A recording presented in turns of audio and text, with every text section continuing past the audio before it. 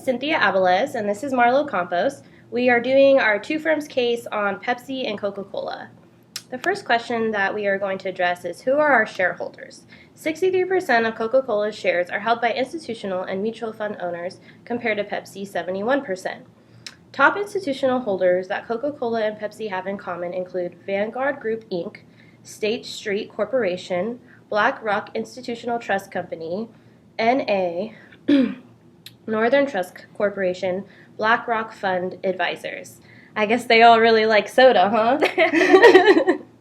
So the second question, do they care about their cost of capital and why? Well, cost of capital is important to shareholders because it can greatly either increase or decrease their returns. It can show investors how the company will perform and grow in the market.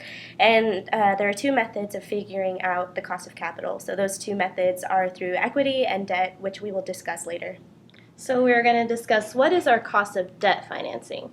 Judging by their S&P bond rating of AA negative, Coke is considered to be a very high quality and low risk. Basing a risk-free rate on a long-term treasury bond 10-year at 1.75% with 1% default spread based on their AA negative rating, we can calculate Coca-Cola's before-tax cost of borrowing as 2.75%. Accounting for Coca-Cola's effective tax rate of 24.52%, the after-tax cost of debt is 2.08%.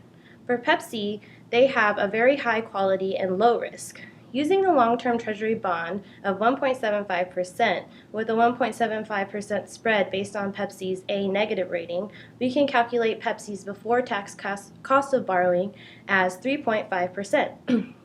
The tax rate for Pepsi is about 30%, so the after-tax cost of debt is 2.45% for Pepsi. When comparing these two, we notice that Coca-Cola has a lower after-tax cost of debt than Pepsi. This tells us that Pepsi uses debt financing more than Coke does. So the next question, what is our cost of equity financing? And to determine the cost of equity, we can use the capital asset pricing model. And so we're going to use the 1.75 long-term treasury bond that we used earlier for the risk-free rate for both Coca-Cola and Pepsi. Now Coca-Cola's beta is 0.77 and Pepsi's is 0.7. And as far as the risk premium, we will use 5.4. That was determined in a study conducted by IESE Business School in 2014, wherein they calculated the average equity or market risk premium. So we calculate cost of equity for Coca-Cola as being 5.91% and Pepsi as 5.53%. So Coca-Cola's cost of equity is higher than Pepsi's cost of equity, which is relative to their cost of debt. And between these two questions, we learn that Pepsi uses more debt financing than Coke does. So therefore, Coke has higher cost of equity. The next question is, what is our overall cost of capital? We calculated Coca-Cola's weighted average cost of capital as 5.54% versus Pepsi's 5.06%. Judging by these numbers, we can say that Pepsi is more favorable because the lower a company's WACC, the cheaper it is to fund new projects. And the next question, could we lower this by changing our capital structure? Well, a company can reduce WACC by using cheaper sources of financing through debt and equity. One way to lower WACC is to exchange debt financing for equity financing. Now, this will lower the company's cost after taxation. Pepsi is able to lower their WACC by lowering their cost of debt. However, it's actually better for Coke to raise their cost of equity to get a lower WACC. How would a financial restructuring affect the value of the company?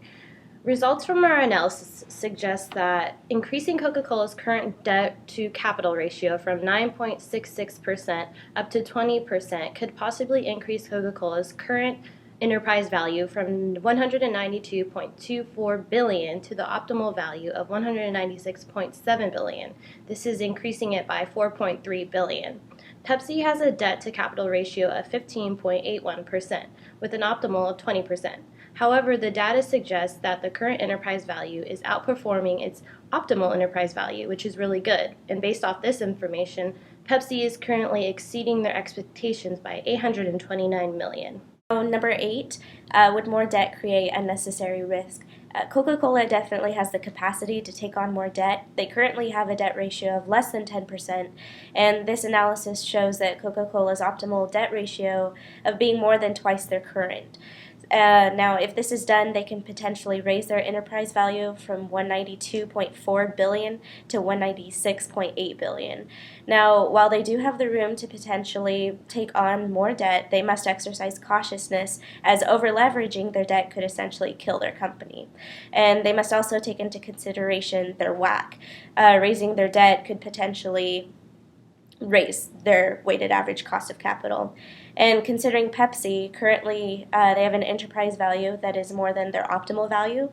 More debt could create unnecessary risk for them. They currently have a value of $163.349 billion, and their optimal value is $162.52 billion. So therefore, they do not need to necessarily take on more risk through debt to optimize the value of their firm. However, we've learned through this analysis that raising debt could lower their weighted average cost of capital. So Pepsi might want to take that risk. Number 9 is, what does the competition do? Both Coca-Cola and Pepsi are labeled as being one of each other's top competitors. Another competitor between the two is Dr. Pepper Snapple Group Inc. Even though Coca-Cola and Pepsi are considerably larger than Dr. Pepper Snapple Group Inc., which have market caps of $187 billion and $142 billion versus $17 billion. We can still look at the percentage breakdowns of each company compared to competitors. When looking at long-term assets to total assets, Dr. Pepper and Snapple Group Inc. have a much higher percentage than its competitors, leaving their cash and other asset segments comparatively smaller. Coca-Cola and Pepsi are structurally very similar in regards to the breakdown of assets. When reviewing the breakdowns of liabilities and shareholders' equity, one notices just how small Coca-Cola's long-term liabilities are, almost half the percentage of Dr. Pepper. Coca-Cola almost evenly distributes all categories, staying in the 32 to 35% range for current liabilities, long-term liabilities, and shareholders' equity. Like their long-term assets, Dr. Pepper Snapple Group Inc. comparatively also holds the largest amount of long-term liabilities. And our final question, number 10, is our stock price fairly valued? After conducting this analysis, it's determined that the optimal per share value for Coca-Cola is 43.21. Currently, they're sitting at 42.22 per share. Now, it can be said that Coca-Cola is undervaluing their stock by 99 cents per share. And then, on the other hand, Pepsi is overvalued at a current per value share price of 94.56 with a computed optimal share price of 94.01. And this completes our video. Thank you for watching.